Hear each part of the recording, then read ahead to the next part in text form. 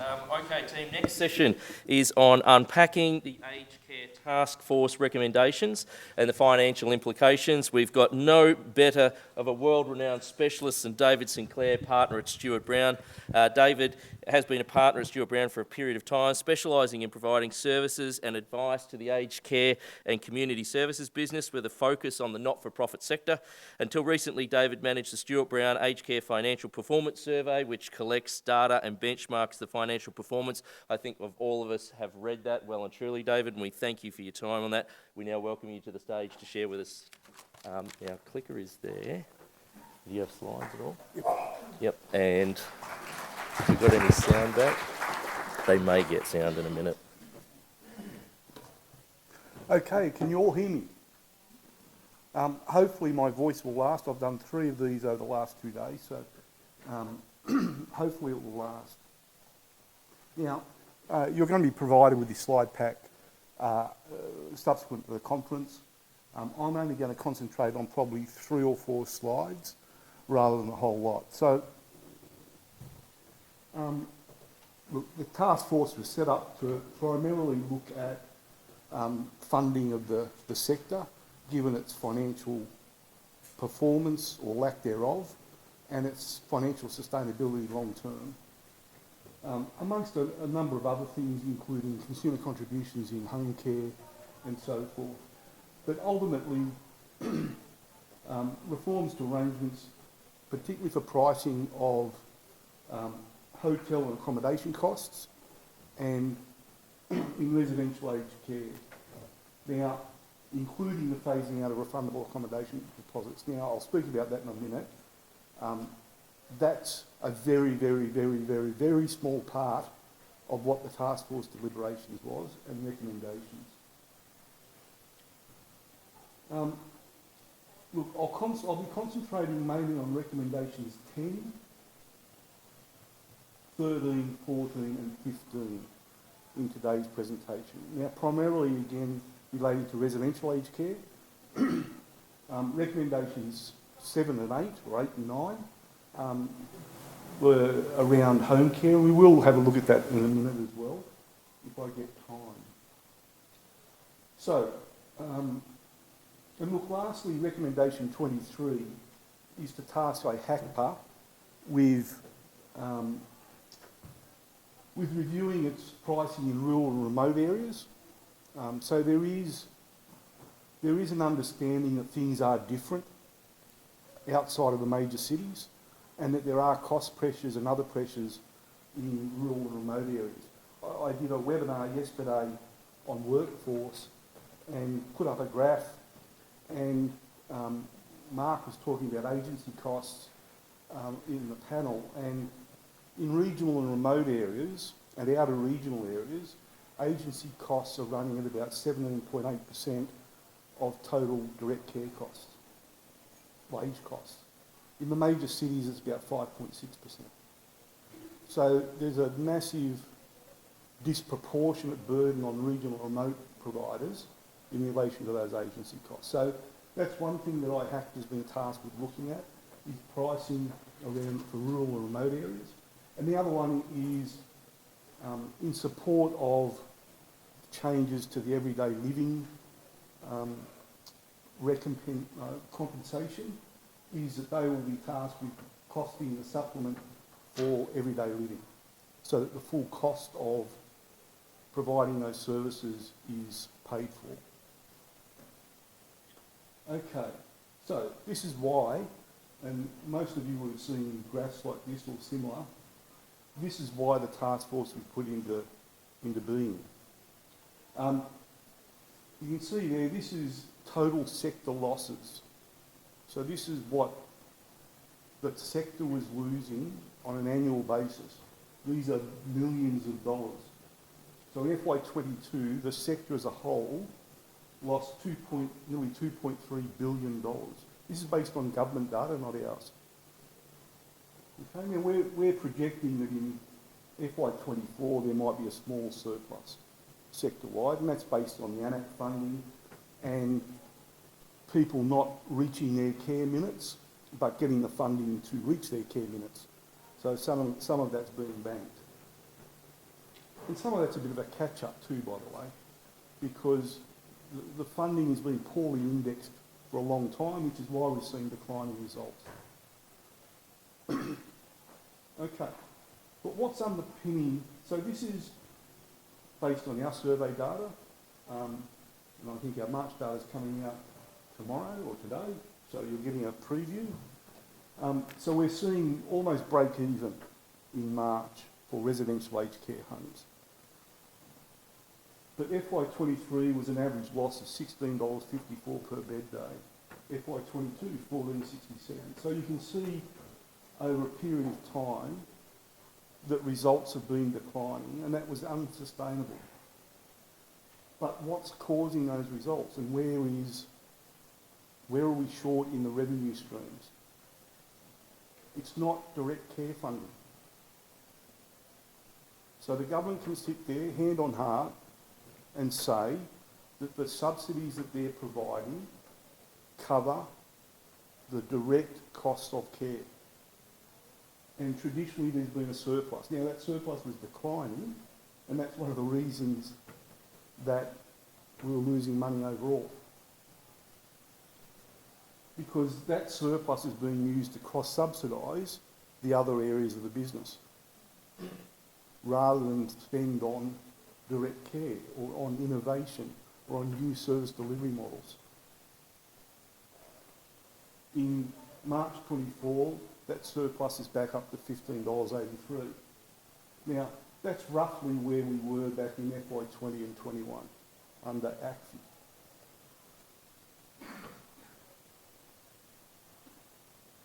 That's the everyday living result.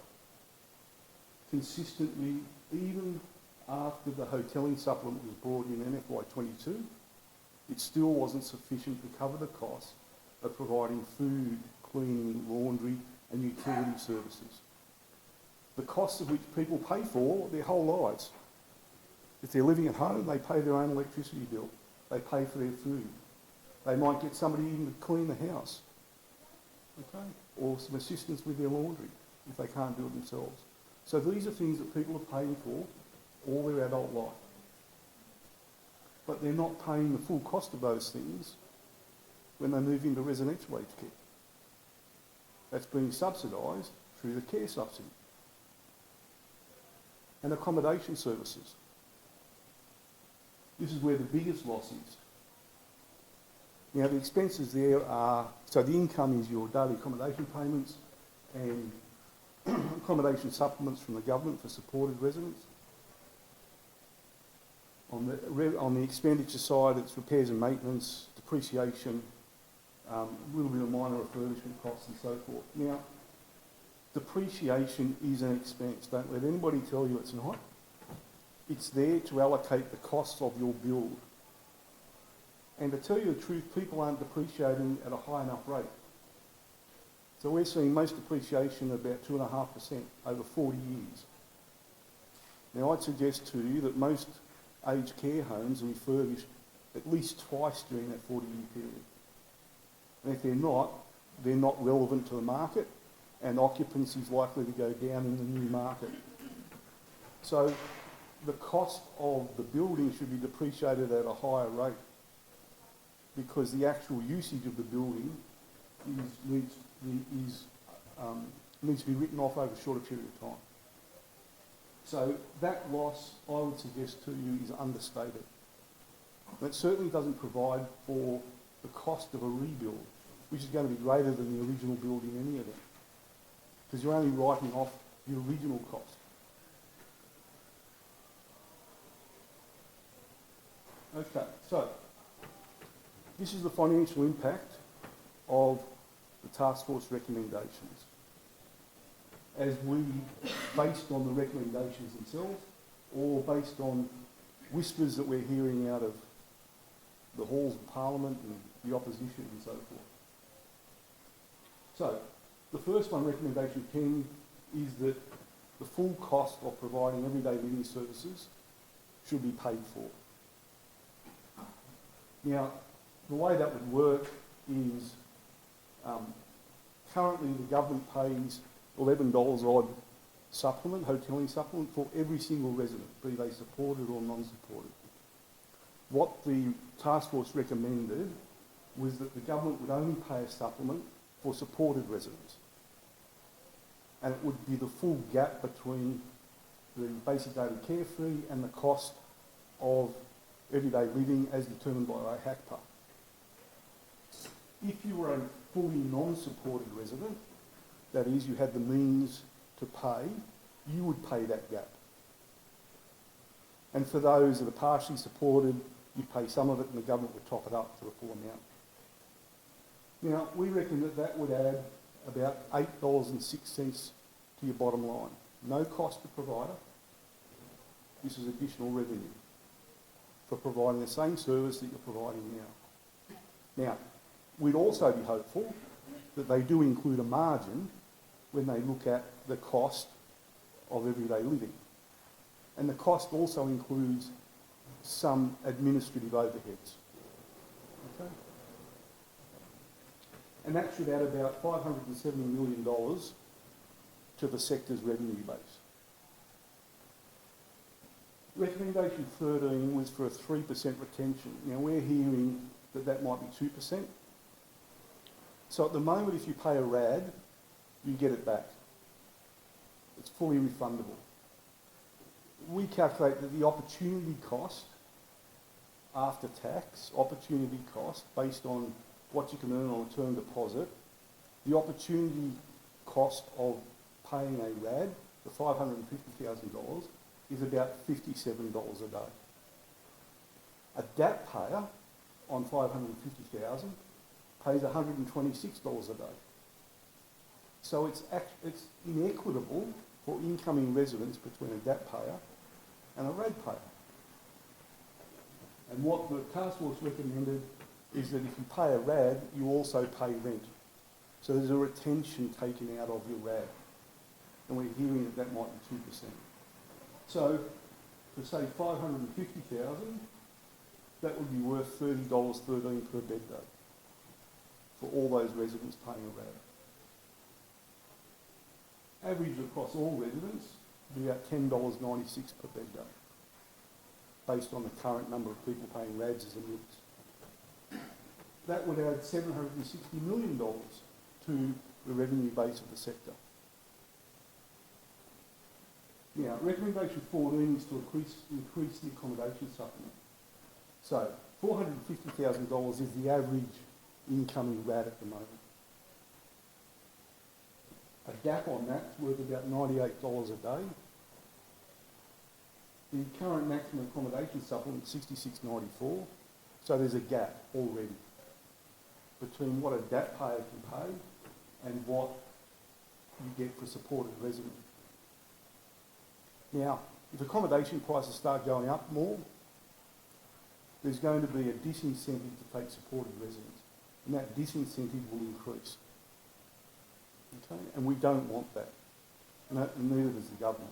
Now, unfortunately, this is the only measure that costs the government money. So Treasury has a say in how much of this will be implemented and when. If it is fully implemented, at an extra, say, $30 a bed day for supported residents, it's worth about $844 million per annum when fully phased in. When I talk about fully phased in, it's probably over 3, 4, 5 years, because it will only affect incoming residents. Lastly, recommendation 15. Recommendation 15 was a package of measures to support accommodation costs and innovation and encouraging investment and meeting the new design standards and so forth. Now, there's a number of measures there. One is to change the way the MPIR works. Currently it's pegged to the tax administrative rate, which is pegged to interest rates, and make it more like a weighted average cost of capital, but roughly to keep it above that 8%. Now, people are paying 8.38% or thereabouts now, so they're already paying above 8%.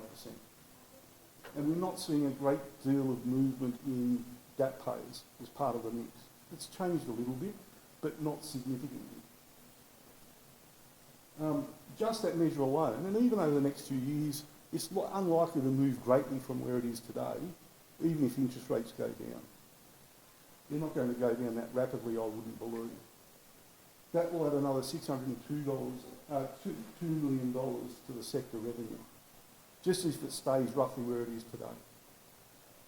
And lastly is currently the cap on accommodation prices is $550,000. It's been $550,000 since 2014.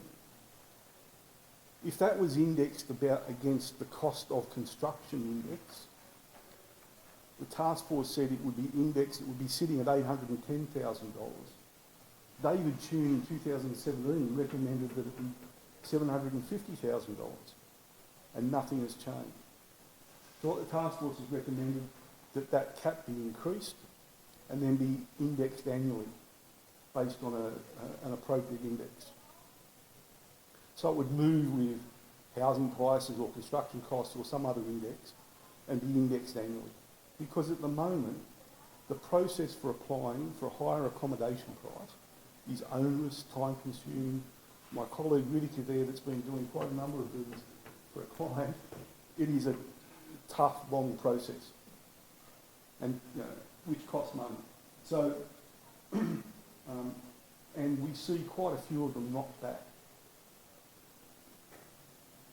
So that will have a knock-on effect to both retentions, to your DAP payers, to your cash flow, the whole range of metrics, if they just put that in. And the government, the department themselves, have been saying in their briefing notes for the Senate estimates that providers should be increasing their accommodation prices because they're too low compared to housing prices.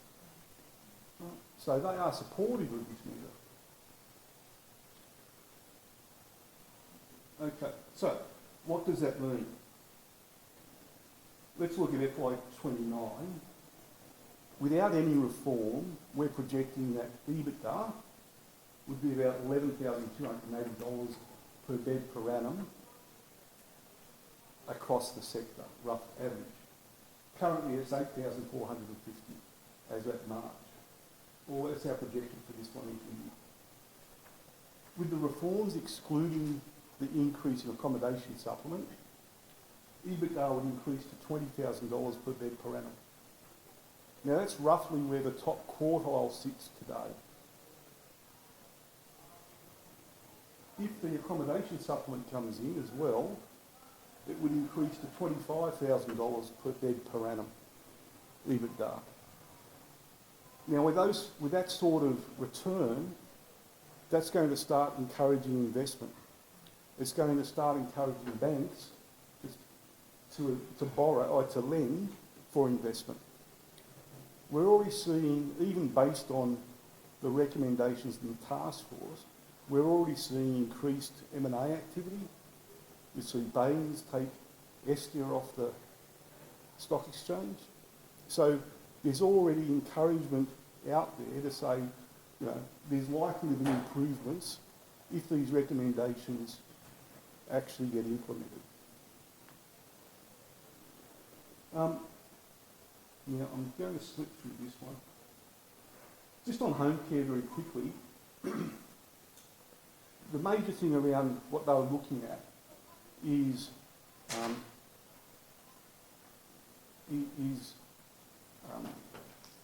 consumer contributions in home care. Okay, that people would have to make a contribution to the cost of their services. At the moment, not many providers charge a basic daily fee. You come out of CHSP where you're making contributions to services, you go into home care and it's fully paid for. Okay, there's no consistency in application of consumer contributions. So what they recommended that it would be a compulsory contribution to services, obviously based on means and so forth. And the level of contribution would vary based on the type of service. So if it was clinical type services, nursing, allied health and so forth, there'd be no contribution. If it was independence and safety, which covers off on, and I went through the task force report again yesterday, but a lot of it's around some of the domestic assistance and personal care and so forth. There's a higher contribution, and then the everyday living side of things, gardening, cleaning, there'll be a much higher contribution. Now, what we don't know is what effect that will have on consumer behaviour as to the type of services they purchase through their package. Okay? Whether they start purchasing more clinical-based services, health-related services, and less of those cleaning and so forth. And that might have a knock-on effect to business. You know, I'll bring you in the wind-up, and I don't want to hold you back from lunch. As I said, you'll be given a full pack. I've pretty much got... There's a couple of slides at the end on what impacts there might be overall on different things. If you've got any questions like that, please get in contact. We've got time for a couple of quick questions, don't we, before lunch? Has anybody got any quick questions for David on the slides that he's presented so far? There's some chunky information in there on the task force recommendations. Yes, we've got one there. Thank you, David. Always enjoyable looking at the numbers. Just a sense of the appetite to adopt all the recommendations and the timeline around that. I think the appetite is pretty high. There's been a lot of talks behind the scenes with between the opposition and the government, and between the Peaks and the opposition and the government. The government want to adopt it as is. We've made, as I said, some tweaks on the numbers. The opposition were concerned about a couple of things, but I think they're pretty much there. So we're hopeful of hearing something in the next... I've been saying this for the last 3 weeks. We're hopeful of hearing something in the next week or so. Anyone want to rush the floor with one more question? Yes, down the front. Sorry, we're out of speakers. I'm not in the industry, I'm a potential client. Yep. What do you think the impact of those extra charges are going to be? There's already a co-payment. Sure.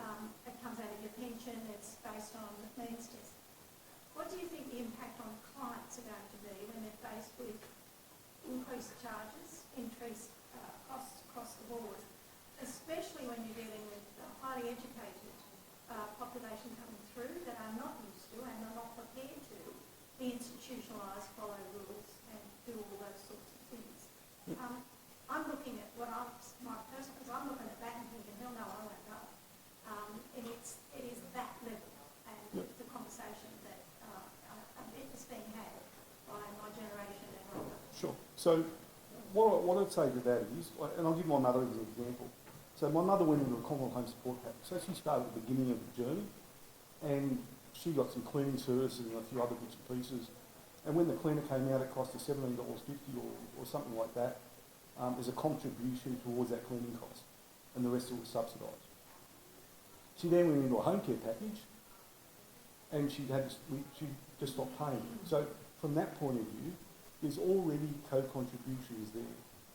And you're at home, and you're paying your electricity, you're paying one way or the other for your accommodation, but when you move into residential aged care, you pay nothing, other than 85% of the pension, which doesn't cover the full cost of the service. Now, one of the recommendations is to ensure a robust safety net for those that don't have the means to pay, but I would suggest that the impact on providers is they'll have to up their game. Because if people are starting to pay for a service, they will want better value for money. They'll want to see what they get. So providers will have to start providing higher standards of accommodation. They'll have to provide higher standards of service. You know, they'll need to provide good food. They'll need to provide good service. They'll need to provide good care. So, you know, there's going to be additional costs built into this for providers, and encouragement to invest in new and innovative ways that meet the needs of those that come in. And I'd suggest to you also, nobody makes a choice to go into residential aged care. It's a choice of the family, not of the person, more often than not, than the person going in. Most people want to stay at home. Totally agree with you. And whilst they're at home, they're paying for all these things themselves. Fantastic. Thank you, David. And I think there'll be some providers in the room that will try and convince you over lunch that they've got a service offering for you. But thank you very much for that question and keeping the focus on the consumer. Thank you very much, everyone, for your patience throughout those sessions. I know it's a bit hard as speakers were coming and going with voices. Networking dinner, please get your badges for your networking dinner out the front, and we'll see you back at 2 o'clock. Enjoy lunch.